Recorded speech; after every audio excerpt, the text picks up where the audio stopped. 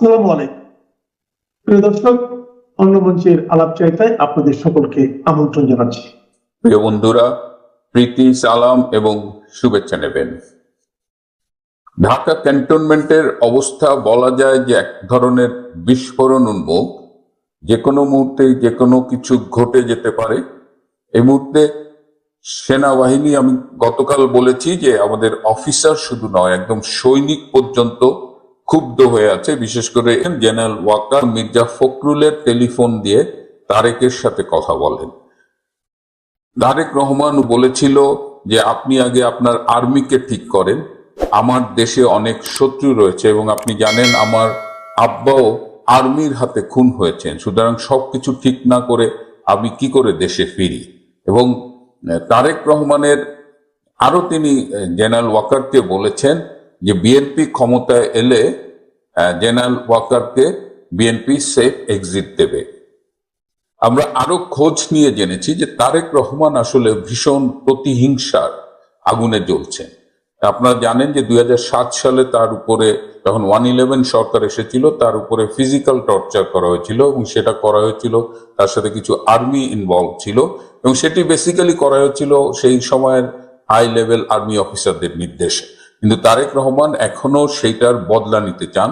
তিনি খোঁজ নিচ্ছেন যে তার উপর কারা টর্চার করেছে, তারা কিংবা তাদের প্রতি সহমর্মী কারা এখনো আর্মিতে আছেন এবং তিনি তাদেরও সবাইকে বের করে দিতে চান। তার টার্গেট হলো যে প্রো লিবারেশন পন্থী বা আরো স্পেসিফিক বললে যারা আওয়ামী লীগ পন্থী তাদের সবাইকে তিনি আর্মি থেকে বের করে দেবেন এবং প্রয়োজনে তিনি এটাও বলেছেন যে তার পক্ষের যে মেজর জেনারেলটা এই মুহূর্তে কাজ করছে তাকে তিনি প্রমোশন দিয়ে শর্টেস্ট পসিবল টাইমে তাকে জেনারেল করে সেনাপ্রধানের দায়িত্ব দেবেন। সো তারেক রহমান গ্রুপটাই বর্তমানে এই যে 24 জন সেনা কর্মকর্তার যে বিচার হবে আইসিটিতে, এই বিচার যেন ঠিক মতো হয় এবং এই বিচার যেন দ্রুততার সাথে হয়, সেইটার সাথে তারা জড়িত। তার মানে তারেক রহমান চাইছে যে আর্মি অফিসারদের বিচার হোক।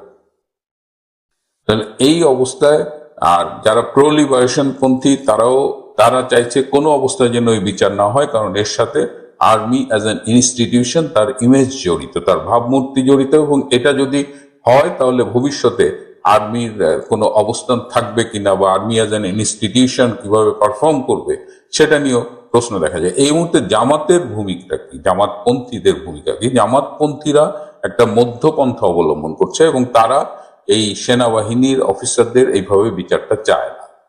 তার মানে হলো এই যে সেনা কর্মকর্তাদের বিচার, এটা মূলত তারেক রহমান এবং বিএনপি পন্থীদের একটা মানে উদ্যোগ এবং তারা প্রতিশোধ নিতে চায়। এবং ডক্টর ইউনূস এই খেলাগুলো দেখছেন, তিনি বিভিন্ন গ্রুপের সাথে বাঁধিয়ে দিয়েছেন এবং তিনি এই সেনাবাহিনীর বিচারের পক্ষেই আছেন। তিনি চান সেনাবাহিনীর বিচার হোক।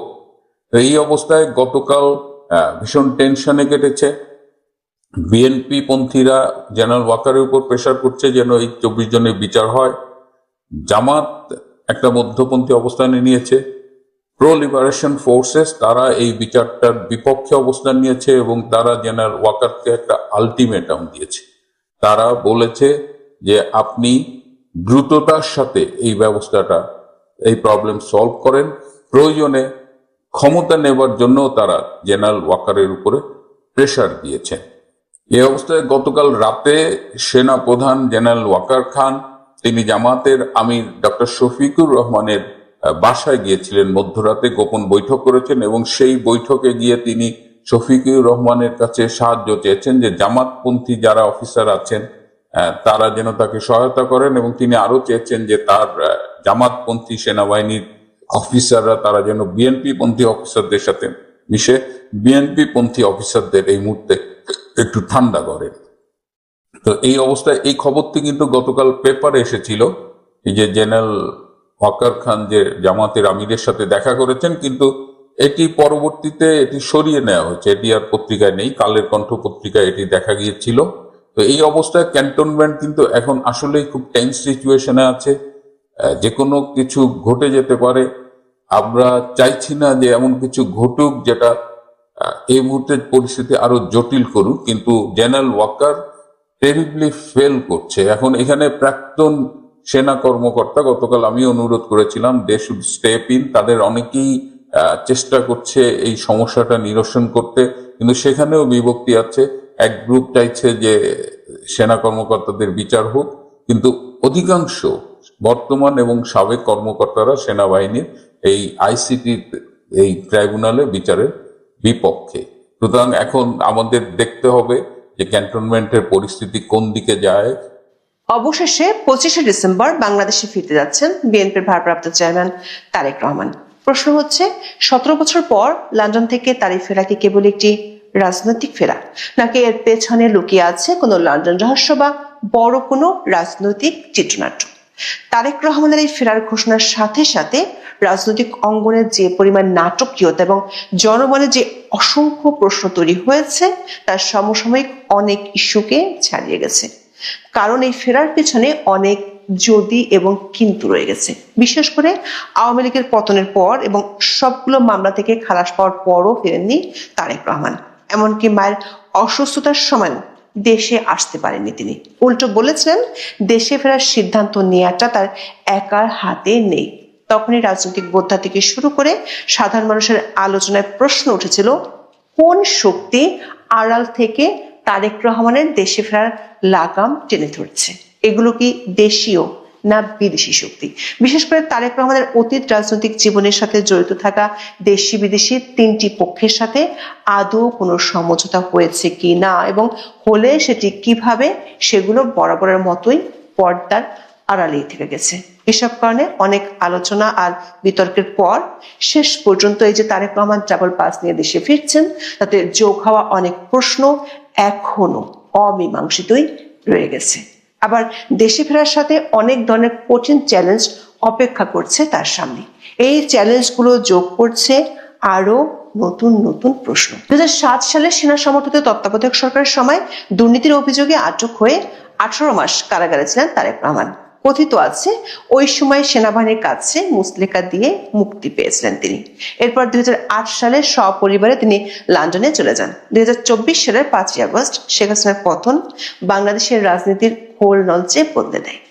এই পালা বদলের প্রধান সুবিধাভোগী হিসেবে আবির্ভূত হয় বিএনপি। তখন সবাই মনে করেছিল তারেক রহমান সহসাই দেশে ফিরবেন।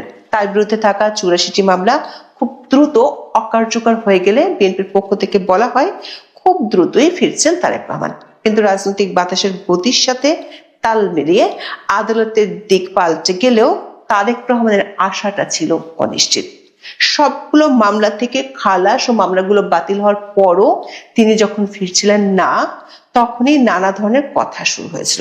বিশেষ করে মায়ের অসুস্থতার সময়ও তিনি যখন দেশে ফিরছিলেন না, তখন সমালোচনা কম হয়নি। ফিরছিলেন না বলে বলা ভালো, ফিরতে পারছিলেন না। এরপর গত 1 মাসে তারেক রহমানের দেশে ফেরা নিয়ে বহু প্রশ্ন নানান আলোচনায় আলোচিত হয়েছে।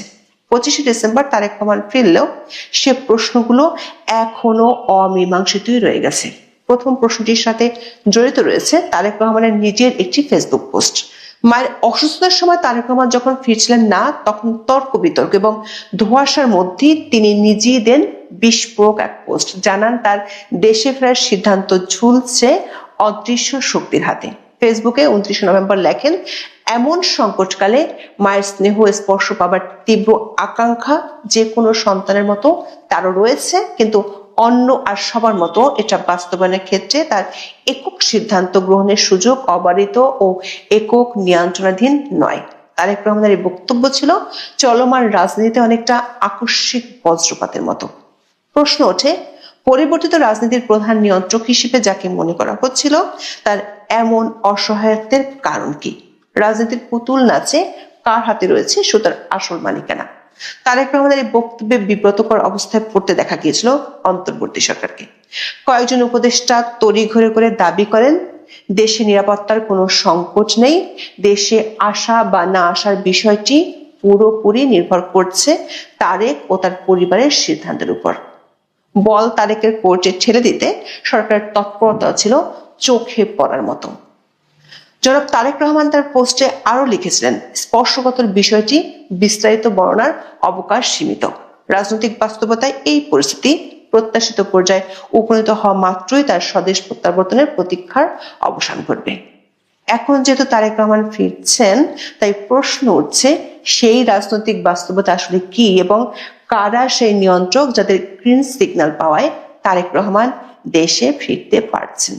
যদি তাই হয় তাহলে তারেক রহমান কি স্বাধীনভাবে রাজনীতি করতে পারবেন, নাকি সেই আড়ালের পক্ষগুলোর সিদ্ধান্ত মেনে নিয়ে তাকে রাজনীতি? সবচেয়ে বড় প্রশ্ন হলো সেই শক্তিগুলো কি বা তারা কারা যাদেরকে ম্যানেজ করে তারেক রহমানকে দেশে ফিরতে হলো। এক্ষেত্রে বিভিন্ন সময় তিনটি পক্ষের কথা নানান আলোচনায় উঠে এসেছে। এগুলো হলো সেনাবাহিনী, ভারত ও আমেরিকা।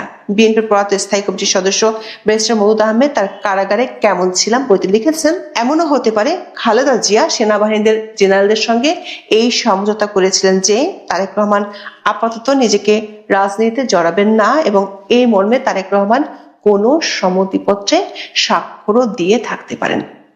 বিবিসি বাংলাকে রাজনৈতিক বিশ্লেষক মহিউদ্দিন আহমেদ বলেছেন, বাংলাদেশের রাজনীতিতে যুক্তরাষ্ট্র ও ভারতের অবস্থান গুরুত্বপূর্ণ। এই দুদেশের নীতিগত অবস্থান পরিবর্তন ছাড়া তারেক রহমানের ফেরার ঝুঁকি থেকেই যায়। তিনি উল্লেখ করেন, উইকিলিক্সের ফাঁস হওয়া প্রতিবেদনে তারেক রহমানের বিষয়ে যুক্তরাষ্ট্রের আপত্তির বিষয়টি সামনে এসেছিল এবং যে যাই বলুন না কেন ভারত ও যুক্তরাষ্ট্রের নীতির পরিবর্তন না হলে তারেক রহমান দেশে ফিরবেন কোন ভরসায়। মহিউদ্দিন আহমেদ দাবি করেছেন, বাংলাদেশের রাজনীতি অনেকটাই নির্ভর করে ভারত ও যুক্তরাষ্ট্রের চাওয়ার উপরে। দর্শক, তারেক রহমানের দেশে ফেরা নিয়ে ভারতীয় সংবাদ মাধ্যমেও বেশ গুরুত্ব দিয়ে খবর প্রকাশিত হতে দেখা যাচ্ছে। 17 বছর পর খালেদা জিয়ার ছেলে বাংলাদেশে ফেরার গুরুত্ব কি তা তুলে ধরে একটি প্রতিবেদন প্রকাশ করেছে এনডিটিভি। শুধু প্রকাশই নয়, মঙ্গলবার দুপুরে এটি ছিল তাদের ওয়েবসাইটের প্রধান সংবাদ। এদিনই ভারতের আরেকটি সংবাদপত্র বিজনেস টুডে একটি প্রতিবেদন প্রকাশ করেছে, যার শিরোনাম হলো তারেক রহমানকে জানুন, বাংলাদেশের রাজনীতির গতিপথ যিনি বদলে দিতে পারেন। ভারতীয় গণমাধ্যমগুলোর খবরে বলা হয়েছে, তারেক রহমানকে নিয়ে ভারতের সরকারি মহলে অস্বস্তি ছিল কূটনৈতিক অঙ্গনে আলোচিত বিষয়। তার শুরুটা হয়েছিল 2001 সালে বিএনপি ক্ষমতায় যাওয়ার পর তারেক যখন দণ্ডমুণ্ডের কর্তা হয়ে উঠেছিলেন। তখন আসামের বিদ্রোহী সংগঠন উলফাকে মদত, নয়াদিল্লির চক্ষুশুল দাউদ ইব্রাহিমের সঙ্গে সম্পর্কের গুঞ্জন তারেক রহমানকে নিয়ে ভারতের মধ্যে নানা সন্দেহ তৈরি করেছিল। এনডিটিভির প্রতিবেদনের শুরুতেই লেখা হয়েছে, বাংলাদেশ যখন সহিংসতার এক গভীর অন্ধকারে তলিয়ে যাচ্ছে এবং উগ্র ইসলামপন্থী গোষ্ঠীগুলোর দাপট বাড়ছে, তখন আগামী ফেব্রুয়ারিতে অনুষ্ঠেয় নির্বাচনের আগে অন্যতম বড় রাজনৈতিক ঘটনা হিসেবে সামনে এসেছে বর্তমান বাংলাদেশের রাজনীতির অন্যতম গুরুত্বপূর্ণ ব্যক্তির প্রত্যাবর্তন। ভারতীয় গণমাধ্যমগুলো বলছে, তারেক রহমান নয়াদিল্লির কাছে শ্রেয়তর হতে পারেন, কারণ তিনি দিল্লি পিন্ডি উভয়ের কাছ থেকে সমান দূরত্ব রাখার কথা বলছেন। সাম্প্রতিক ভারত বিরোধিতার বানের মধ্যে বিএনপির সংযমী আচরণ নিয়ে চলছে নানান আলোচনা। বিশেষ করে গত কয়েকদিনে ভারত বিরোধী প্রকাশ্য কর্মসূচির কোনোটিতে দলটির অংশগ্রহণ চোখে পড়েনি। এমনকি বিভিন্নভাবে এ ধরনের আগ্রাসী কর্মসূচির সমালোচনাও শোনা যাচ্ছে বিএনপি নেতাদের কণ্ঠে। বিস্ময়কর ভাবে সাবেক স্বরাষ্ট্র প্রতিমন্ত্রী লুৎফুজ্জামান বাবরও ভারতের বিরুদ্ধে কূটনৈতিক শিষ্টাচার বহির্ভূত কর্মকাণ্ডের বিরোধিতায় সরব হয়েছেন। ভারতীয় দূতাবাস ঘেরার সমালোচনা করে 18 ডিসেম্বর ফেসবুকে তিনি লেখেন, কিছু তরুণ দেশপ্রেমের আবেগে ও ভূ রাজনীতি ও কূটনৈতিক শিষ্টাচার সম্পর্কে সীমিত ধারণা থেকে তার নাম ব্যবহার করে অনাকাঙ্ক্ষিত কর্মসূচিতে জড়িয়েছেন। এটি দুঃখজনক। দেশপ্রেম প্রশংসনীয়, তবে তা যেন রাজনৈতিক ও কূটনৈতিক শিষ্টাচার লঙ্ঘন না করে। সংবেদনশীল জাতীয় পরিস্থিতিতে সবাইকে শান্ত, সংযত ও দায়িত্বশীল থাকার আহ্বান জানান তিনি। সংশ্লিষ্ট সূত্রগুলো বলছে, মার্কিন যুক্তরাষ্ট্র তারেক রহমানের ব্যাপারে তাদের রিপোর্ট কার্ড নতুন করে লিখছে। দর্শক, তারেক রহমানের দেশে ফেরার মধ্যে আরো প্রশ্ন আছে যেগুলোর উত্তর এখনো পাওয়া যায়নি। বিবিসি বাংলার খবরে বলা হয়েছে, তারেক রহমান এতদিন কোন স্ট্যাটাসে লন্ডনে ছিলেন সে প্রশ্ন অমীমাংসিতই থেকে গেছে। আর তিনি যে এতদিন লন্ডনে বসবাস করেছেন সেখানে তার আয় ব্যয়ের উৎস কি ছিল? বিবিসি বাংলা বলছে, এর কোনো সঠিক উত্তর এখনো নেই। আরেকটি প্রশ্ন হলো, তারেক রহমান দেশে ফিরছেন ট্রাভেল পাস নিয়ে। বিএনপির পক্ষ থেকে বলা হচ্ছে, তিনি অ্যাসাইলাম স্ট্যাটাসে যুক্তরাজ্যে ছিলেন, তার কোনো বিদেশি পাসপোর্ট নেই। যদি বিদেশি পাসপোর্ট না থাকে তাহলে ট্রাভেল পাস না নিয়ে তিনি তো বাংলাদেশি পাসপোর্ট নিতে পারতেন, সেটি তিনি নিলেন না কেন? আবার ট্রাভেল পাস নিয়ে দেশে ফেরার পর তার কি লন্ডনে ফেরার সুযোগ থাকবে? বিএনপি নেতা সালাউদ্দিন আহমেদ বিবিসি বাংলাকে বলেছেন, পলিটিক্যাল অ্যাসাইলামকে নাগরিকত্ব বা অন্য কোনো দৃষ্টিকোণ থেকে দেখা উচিত নয়। যেদিন তারেক রহমান বাংলাদেশে ট্রাভেল পাস নিয়েছেন সেদিন পলিটিক্যাল অ্যাসাইলাম শেষ হয়ে গেছে। এসব অমীমাংসিত প্রশ্নের মধ্যে দেশে ফিরছেন তারেক রহমান, তাতে দেখা দিতে পারে নতুন চ্যালেঞ্জও। দীর্ঘদিন পর দেশে ফিরে খাপ খাওয়ানোর প্রশ্ন আছে, বিশেষ করে তার নিরাপত্তার সংখ্যাটি অনেকবারই সামনে এসেছে। যদিও অন্তর্বর্তী সরকার পক্ষ থেকে বলা হচ্ছে তারেক রহমানের নিরাপত্তার কোনো শঙ্কা নেই এবং সরকার তার সর্বোচ্চ নিরাপত্তা নিশ্চিত করবে, কিন্তু ঘর পোড়া গরু যেমন সিঁদুরে মেঘ দেখলে ভয় পায়, তেমনি বাংলাদেশের দুই প্রধান রাজনৈতিক দলের দুই পরিবারের সদস্যদের নিরাপত্তার বিষয়টি অতীতে বহুবারই শঙ্কার মুখে পড়তে দেখা গেছে। সরকার যদি সর্বোচ্চ নিরাপত্তার ব্যবস্থা করে তাহলে যে নির্বাচনকে সামনে রেখে তারেক রহমান দেশে ফিরছেন সে নির্বাচনে জনসংযোগ কি তিনি অবাধে করতে পারবেন? সাথে আছে 2001 থেকে 2007 সাল পর্যন্ত তারেক রহমানের বিরুদ্ধে যেসব অভিযোগ ছিল সেগুলোর সুস্পষ্ট জবাব দিয়ে আস্থা ফেরানোর সংকট। অনেকে মনে করেন 2001 থেকে 2006 মেয়াদের বিতর্কিত হাওয়া ভবন কেন্দ্রিক দুর্নীতির অভিযোগ তা কাটিয়েছে তিনি কিভাবে আধুনিক ও অন্তর্ভুক্তিমূলক রাজনীতিক হিসেবে নিজেকে প্রতিষ্ঠিত করবেন সেটি এখন তার জন্য বড় চ্যালেঞ্জ। আছে দলের শৃঙ্খলা বজায় রাখা, জামাতকে সামলানো এবং ভারতের সাথে সেই দিল্লি নয় পিন্ডি নয় বাংলাদেশ ফার্স্ট পররাষ্ট্রনীতি বাস্তবায়ন করার চ্যালেঞ্জ।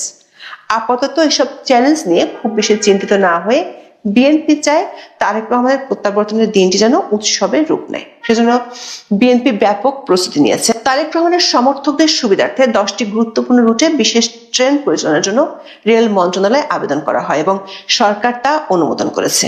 পাবনা, রাজশাহী, কক্সবাজার, যশোর এবং পঞ্চগড়ের মতো প্রান্তিক এলাকাগুলো থেকে নেতাকর্মীদের ঢাকায় আনতে এই বিশেষ ব্যবস্থা করা হয়েছে।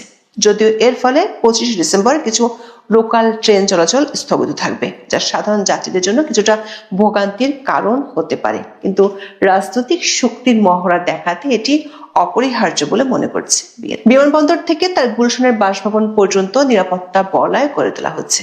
একদিকে থাকবে রাষ্ট্রীয় পুলিশ ও গোয়েন্দা বাহিনীর নজরদারি, অন্যদিকে থাকবে বিএনপির নিজস্ব চেয়ারপারসন সিকিউরিটি ফোর্স বা সিএসএফ। বিমানবন্দরে সাধারণ যাত্রীদের প্রবেশাধিকার সীমিত করা হয়েছে।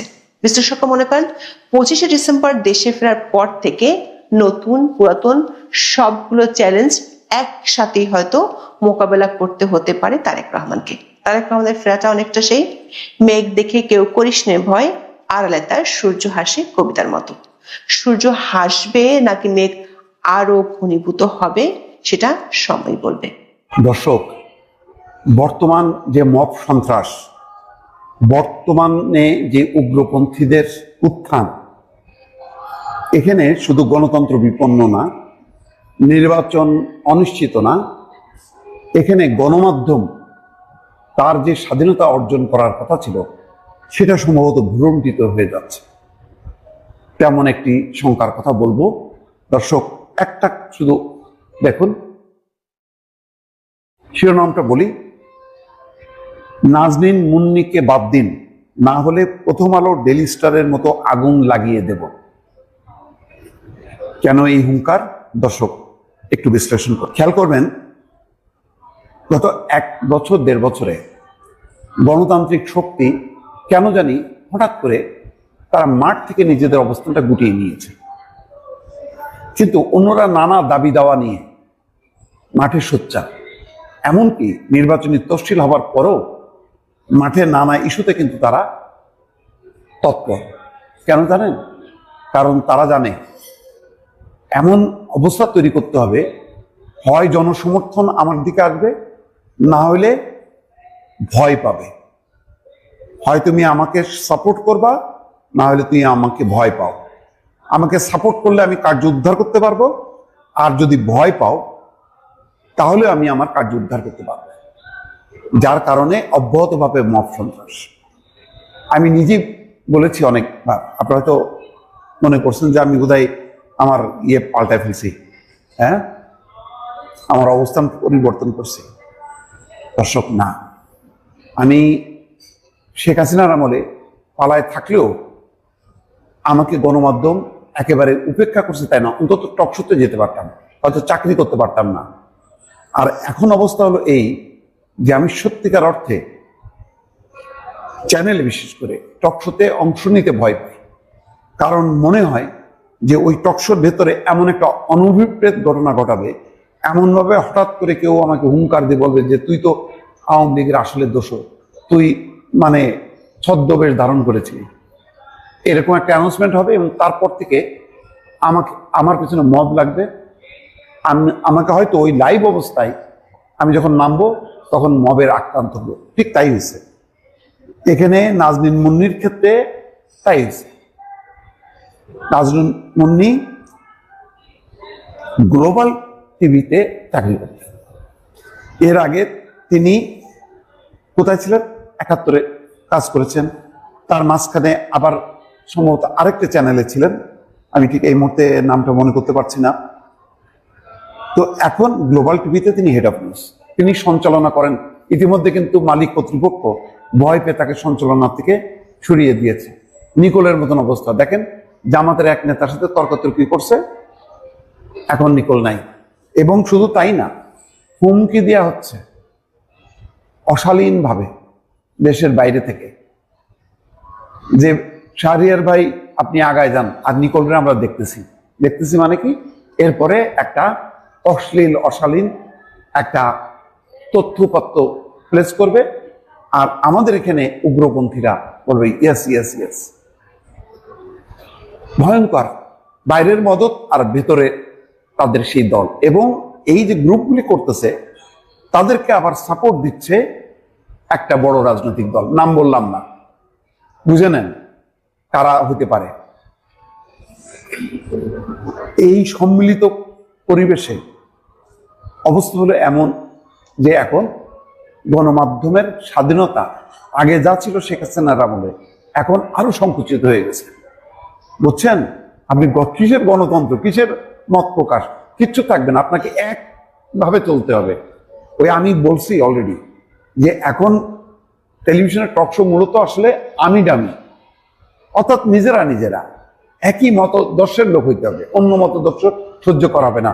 যখনই আপনি অন্য মতদর্শ হবে তখন ওর ভিতরে খুঁজবে আওয়ামী দোসর, ভারতীয় আধিপত্যবাদের দোসর, ফ্যাসিবাদের দোসর, এই ট্যাগ লাগানো হবে। ঠিক যেই কাজগুলি 15 বছরে আওয়ামী লীগ করছে। কিছু বললেই, সত্য কথা বললেই বলা হতো জামাত, শিবির, রাজাকার, পাকিস্তান, এই সমস্ত ট্যাগ দেওয়া হতো।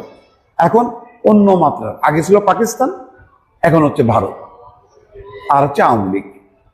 আগে পাকিস্তান আর জামাত বিএনপি, এখন হচ্ছে ভারত আর হচ্ছে আওয়ামী লীগ।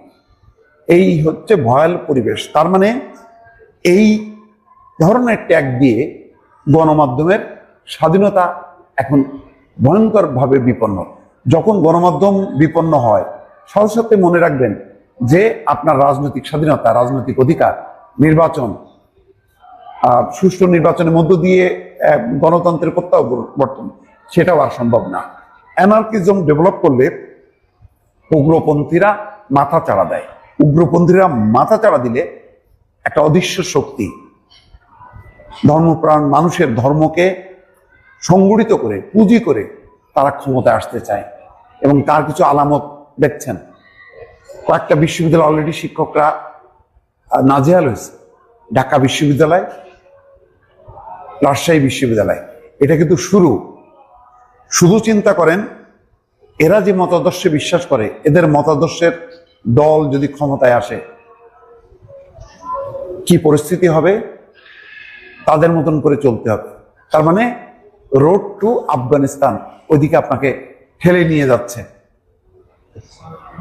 বাংলাদেশ একটা গণতান্ত্রিক দেশ, বাংলাদেশ চলবে একটা গণতান্ত্রিক আদর্শে। যাই হোক, অনেক কথা। দর্শক, এখানে বৈষম্য বিরোধী ছাত্র আন্দোলনের সভাপতি রিফাত রশিদও তাদের সংগঠনের এক সদস্য ওই কার্যালয়ে গিয়ে হুমকি দিচ্ছে 10-12 জন, সেটা স্বীকারও করছে। এবং এখন দেখেন এটাকে একটা ইস্যু করা হয়েছে যে কিছু হইলেই সবাইকে বলবে যে ডেইলি স্টার আর প্রথম আলোর মতন আগুন ধরায় দেওয়া হবে। এমনিতে গণমাধ্যমগুলি এখন যেগুলি আপনারা দেখেন, এগুলির অবস্থা এমনি নাজুক, কারণ এইগুলি জন্মই হয়েছে পরাধীনতার শেকড় থেকে, পরাধীনতার বীজ থেকে এদের জন্ম। বীজ থেকে জন্ম নিয়ে এরা লতা পাতার মতন মানে ক্ষমতাকে আঁকড়ে ছিল। এখন সেই ক্ষমতাটা চলে গেছে, তাতে আরো দুর্বল হয়েছে। নতুন ক্ষমতার জন্য তারা নানা রকম চেষ্টা করতেছে, অনেকেই সেগুলিকে আবার আত্মস্থ করছে। তাহলে সামগ্রিকভাবে গণমাধ্যমের অবস্থাটা এমনিতেই ভালো না, পেশাদারিত্ব নেই, আছে দলবাজি, আছে মতলববাজি আছে। তার উপর যদি এই প্রেশারটা হয়, তাহলে আপনি মনে করেন নাজনীন মুন্নি নাই, নিকোল নাই, অন্য কোনো যে অ্যাঙ্কর, মনে করেন আমাকেও বলা হচ্ছে যে অ্যাঙ্করিং করার জন্য।